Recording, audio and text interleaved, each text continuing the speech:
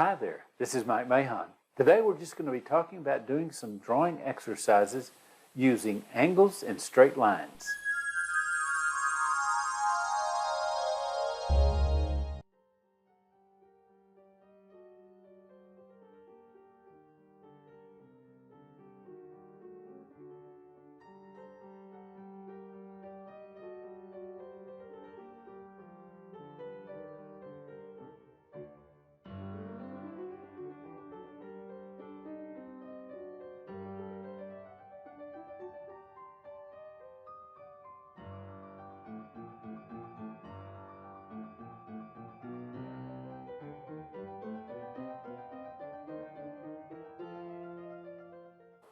I have always tried to belong to a drawing group or painting group of some kind, particularly a portrait or figure drawing. I think it's the most valuable thing you can do as an artist, bar none. Better than going to art school, better than painting every day, is if at least once a week you can find a group, preferably a group, because that's usually where you're going to find the best models and have some interaction that's going to keep you involved. But I highly recommend being involved with some group that's going to be painting or drawing on a regular basis. And so I belong to a group here where I live and go once a week, spend a morning and use it as an opportunity to experiment, whether it's drawing or painting. Sometimes I'm working in pastels, sometimes in oil, sometimes with pen and pencil or even permanent ink pens. But it's a great time to experiment and try out things and not be worried about having a finished piece. And what I'm working with today, and at least in this drawing that I just recently did at one of these live model events where we had one model that sat for basically 2.5 hours. I did 4 or 5 drawings during that time. The one I'm doing here, I decided to experiment with just concentrating on 1 or 2 things to see how it worked, and it served as a great way to increase my abilities in certain areas. In this case, I chose to paint strictly, or draw, I'm sorry, to draw strictly with straight lines as best I could, and just strictly and only use my analyzation of angles. So as I studied the model, I carefully decided as best I could each stroke based on the angle that it went. Not concerned whether I overdrew or underdrew the shape, but just to find the exact angle of every plane on her face. And then, of course, in the process, I was trying to position all of my straight lines in such a way that it would represent what I was painting or drawing. And this is really very important because very often angles are ignored, and you lose a lot of the structure of a painting or a drawing. Whether it's people or landscapes or buildings or whatever you're working on, you want to keep a strong sense of structure. And so if you concentrate on doing straight lines and finding the angles and not worrying about every little nuance, you'll build a strong structure that you can do a good drawing or painting on top of. In this case, this drawing that I'm working on here, as I find each, and as I very carefully position each point from which I'm going to make a stroke, I am very conscious of how each stroke relates to the other strokes in the drawing.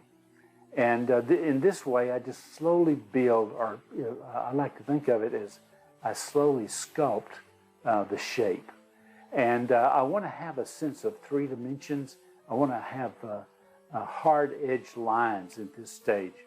And one of the things I found that's helpful is I look at this picture. Hopefully you'll notice that where there are round shapes, I'm not trying to draw those shapes. I'm trying to draw straight lines representing the average of those shapes. I've found that rather than, let's say you have a round, whether it's a bush or a cheek, if you have a round shape, if you try to represent that roundness with 2 or 3 or 4 straight lines that average out the actual shape, you're going to be much more focused on what you're doing. I found that if you just try to draw round shapes, you tend to get a little lazy. You just quickly draw a round shape, and you don't really analyze the exact placement and shapes as well. When you're trying to average out those shapes with a straight line. So I really recommend that you try doing this as much as you possibly can.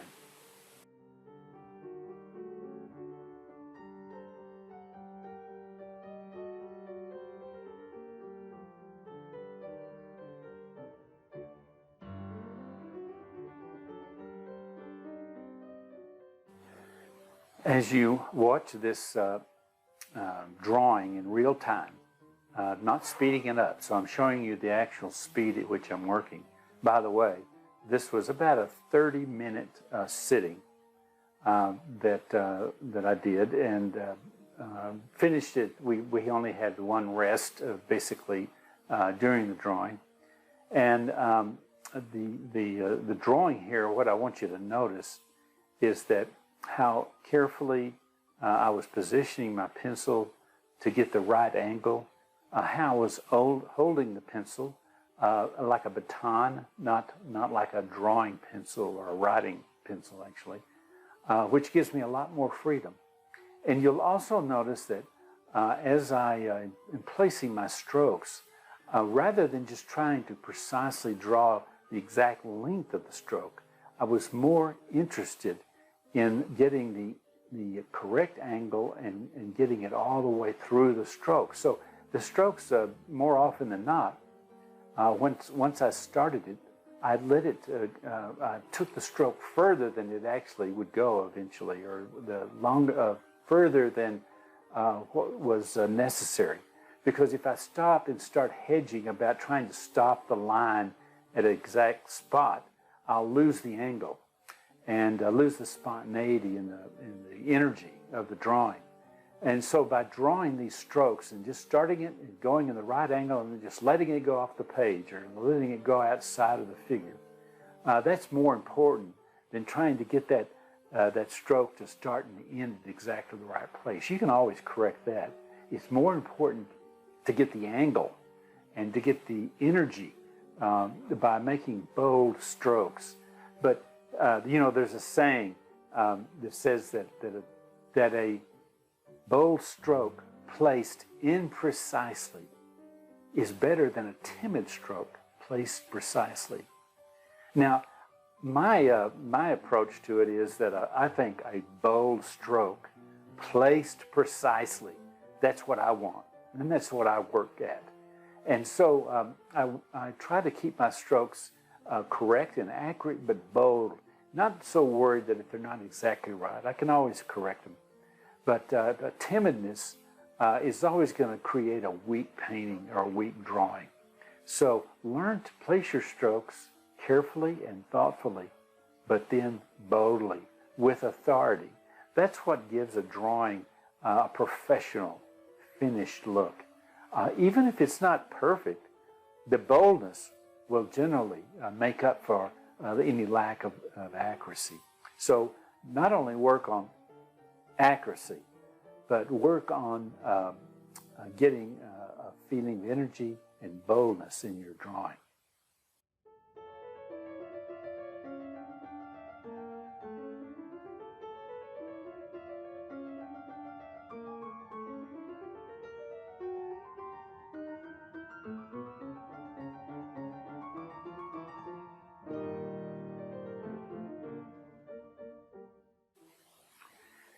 In this drawing, I want you to notice that I actually am doing very little, if any, measuring.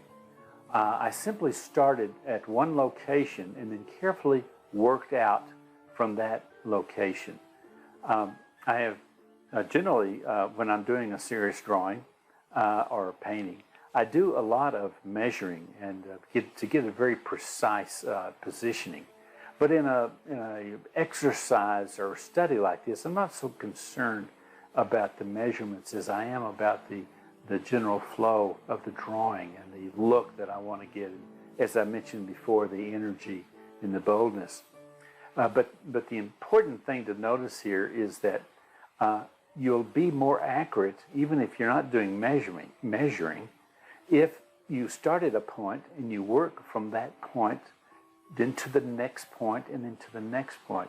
If you tend to work, on an eye, and then you jump down to the chin, and then jump over to the ear, you're going to lose a little control, because it's more difficult to judge distances and proportions when you're moving from one large area of the painting or drawing to another. If you tend to try to work from one point, work to the very next thing. For example, I'm measuring from the chin here, and I'll work in this area here in the ear where it connects to the chin. It's easier to make those judgments than if I move from, let's say, the chin and jump up to the eye.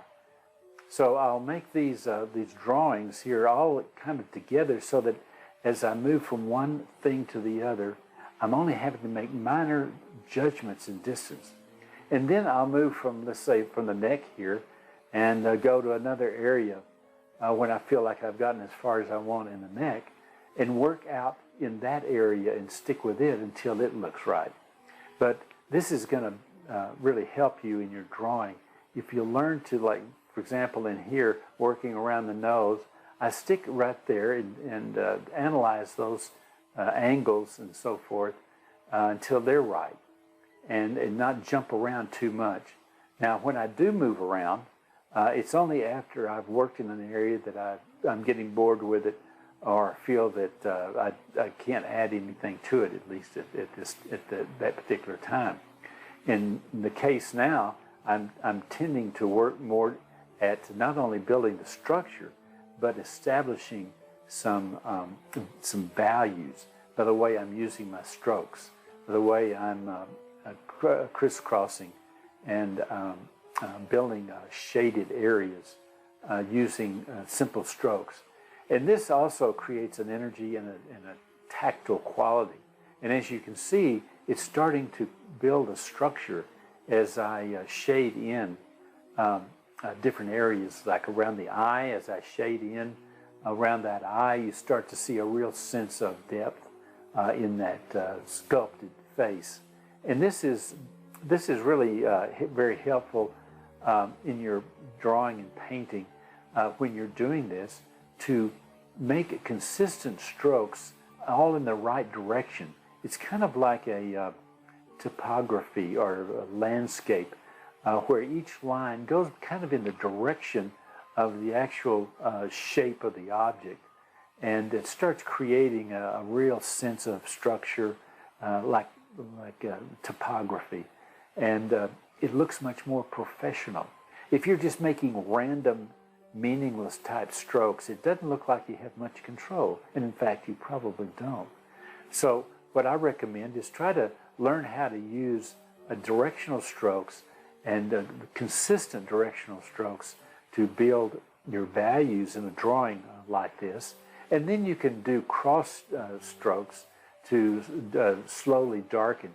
As you'll see in the picture as we go along here, I move from being strictly trying to draw angles and create angles and so forth with my lines.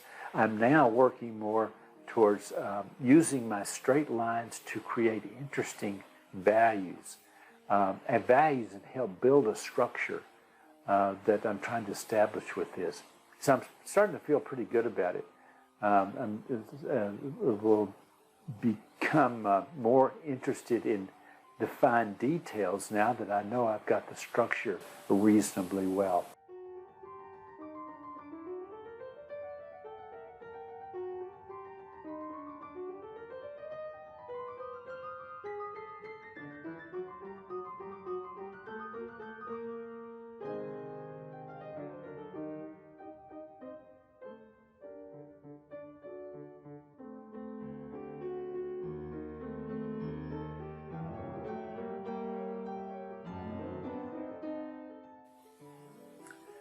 When I first went to art school, I had a conference with the teacher, the artist who was the main teacher there at the art school, and I was really very discouraged by a few things he had told me. One of which was, if there's any other way to make a living you can think of, do it, because art is a difficult way to make a living. And that's very true even to this day.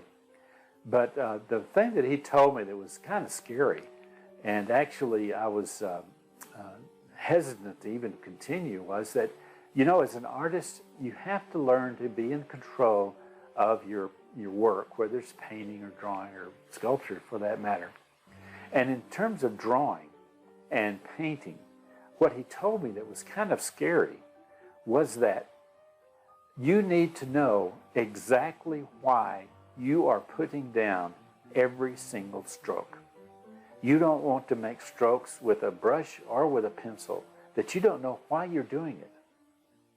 And I found that so often when I was on my own and trying to draw and to paint, I'd kind of piddle around and push paint around or scribble with my pencil until maybe it started kind of looking right.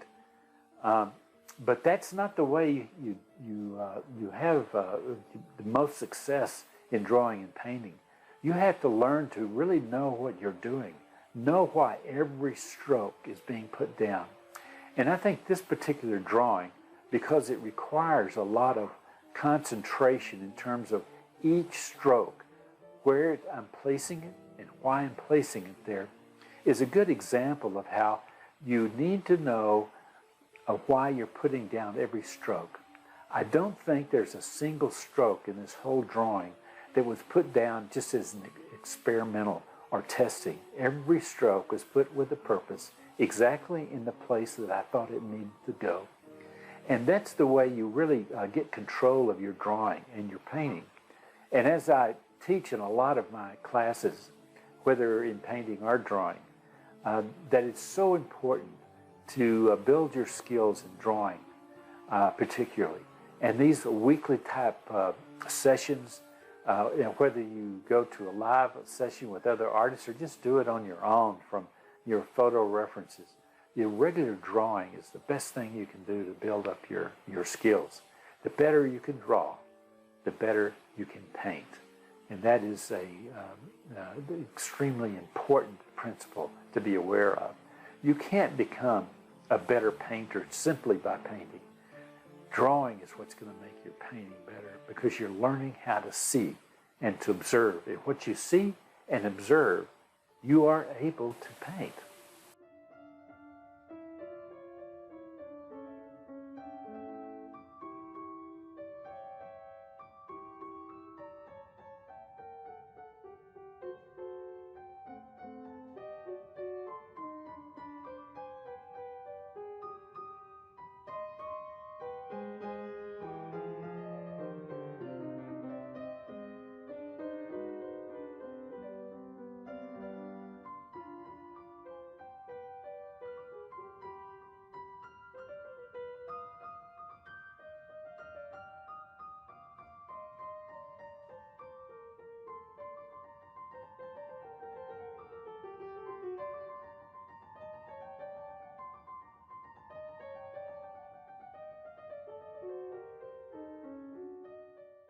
The difference between painting and drawing and using lines is simply this. With painting, you're working primarily with values.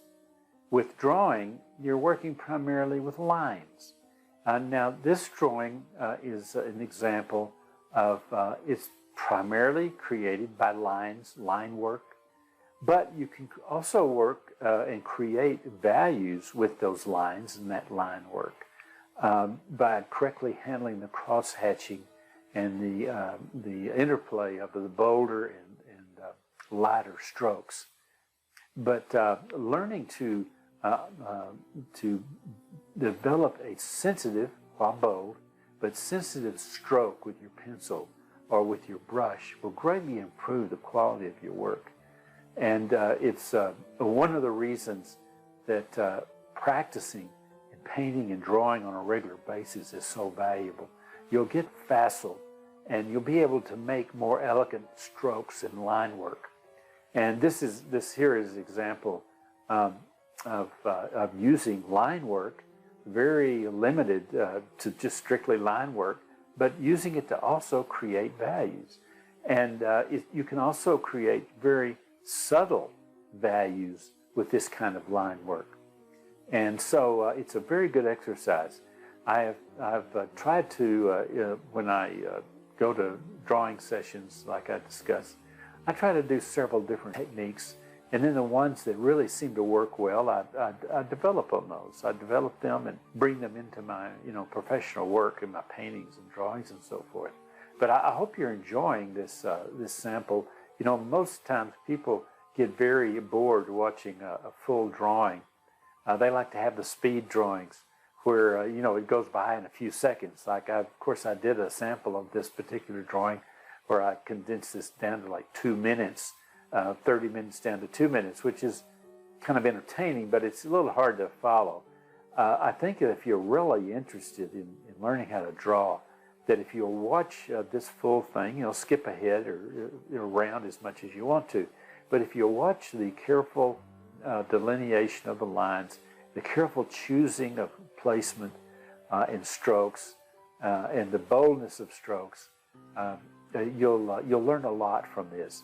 And as you notice, as I get further and further into the painting, my strokes become less bold, not quite as long. I'm putting finishing touches. I'm working on finer edges and so forth. But it's those first few strokes where I built the structure with the big, bold, long strokes that sets the tone for the whole drawing.